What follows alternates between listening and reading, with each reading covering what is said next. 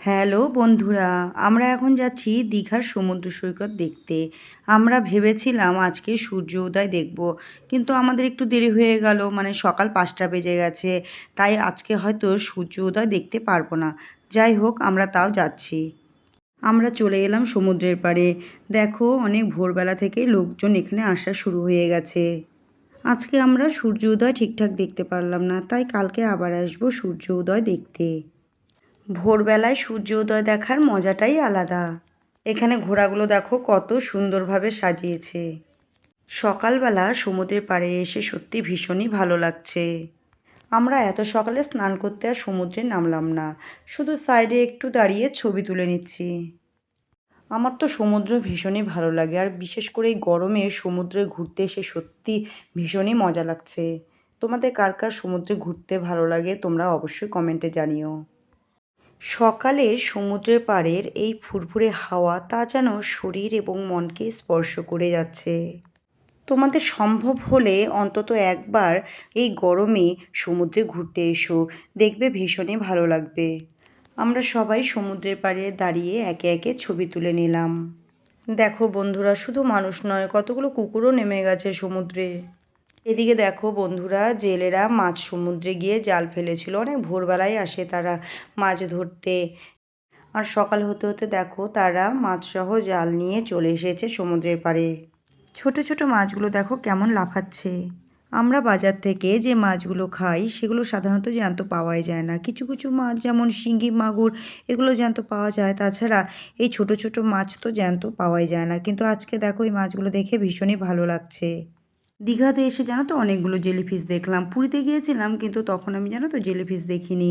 মানে যে দেখেছি জেলিফিশ, কিন্তু সেটা মোবাইলে বা টিভিতে, কিন্তু সামনাসামনি জেলিফিশ দেখা হয়নি। কিন্তু এবছর জেলিফিশ দেখা হলো। শুধু তাই নয়, জ্যান্ত শঙ্কর মাছও দেখলাম। সমুদ্রের জলে ভেসে ভেসে কতগুলো মাছ সমুদ্রের পাড়ে চলে এসেছে। আমি সেই মাছগুলো ধরলাম, জানো তো ভীষণই ভালো লাগছে মাছগুলো ধরে। এরপরে দেখো আমরা স্পিড বোটে চড়বো বলে আমাদের জ্যাকেট পরিয়ে দিল। জ্যাকেট পরে স্পিড বোটে চড়লে কোনো কারণে জলের মধ্যে পড়ে গেলেও ডুবার সম্ভাবনা থাকে না। এই প্রথম আমি স্পিড বোটে চড়লাম, একটু ভয় ভয় লাগছে জানো তো। স্পিড বোটে চড়ে এক আলাদা অনুভূতিই জন্মালো, কারণ আমরা মাঝ সমুদ্রে যেতে পেরেছি এটি ভেবে। কিন্তু জানো তো, এক ভয়াবহ দুর্ঘটনার হাত থেকেও বেঁচে গেলাম, কারণ স্পিড বোট এমনভাবে চালাচ্ছিল যে আমরা ছিটকে পড়ে যেতে যেতেও বেঁচে গেলাম। আমাদের এখন ঘোরা হয়ে গেছে, আমরা এখন স্পিড বোট থেকে নেমে পড়লাম। তারপরে আমরা সমুদ্রের পাড় দিয়ে একটু ঘুরে ঘুরে দেখতে লাগলাম। সমুদ্রে এসে স্টারফিশ দেখব না সেটা কি হয়? দেখো এখানে একটি জীবন্ত স্টারফিশ ছিল। একটি নয়, এখানে অনেকগুলি স্টারফিশ দেখেছি। এখানে দেখো একটি জীবন্ত শঙ্খ। এই শঙ্খটি জানো তো হাঁটছিল। আমরা হাঁটতে হাঁটতে সমুদ্রের ঘাট থেকে অনেকটা দূরে চলে এসেছি। তাই দেখো, সমুদ্রের পাড় থেকে আরেক প্রান্তে যাওয়ার জন্য কত কষ্ট করে আমাদের যেতে হচ্ছে। অনেকটা রিস্ক নিয়েই আমরা এভাবে পার হলাম। এখানে দেখো কত বড় বড় দুটো হাত তৈরি করা হয়েছে। ভেতরে পার্কের মতন আছে, কিন্তু আমরা ভেতরে যেতে পারলাম না কারণ বন্ধ ছিল। সামনেই দেখলাম একটি লোক বাইকে করে ডাব বিক্রি করছে, তাই আমরা সবাই মিলে ডাবের জল খেয়ে নিলাম। শুধু ডাবের জল নয়, ডাবের ভেতরে শ্বাসও হয়ে গেছে, তাই আমরা সবাই শ্বাসটাও খেয়ে নিলাম। হাত না ধুয়ে খেতে কেমন লাগে বলো তো? তাই দেখো আমি কেমনভাবে শ্বাসটা খাচ্ছি। এখানে দেখো সামনে ময়ূরের ডিজাইন করে কত সুন্দর একটি বাড়ির মতন তৈরি করা হয়েছে। এখানে দেখো আরেকটি ডাবের দোকান বসেছে।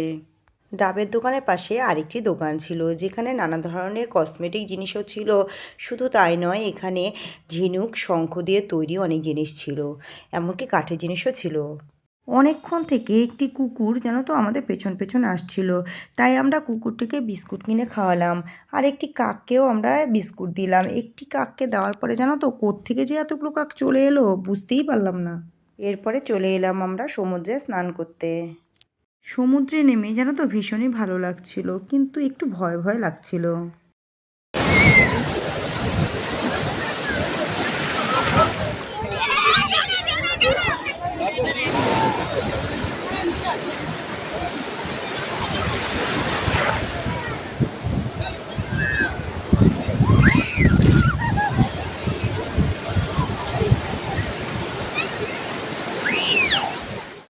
দেখতেই পাচ্ছ বন্ধুরা, আমরা সবাই মিলে ভীষণই মজা করছি।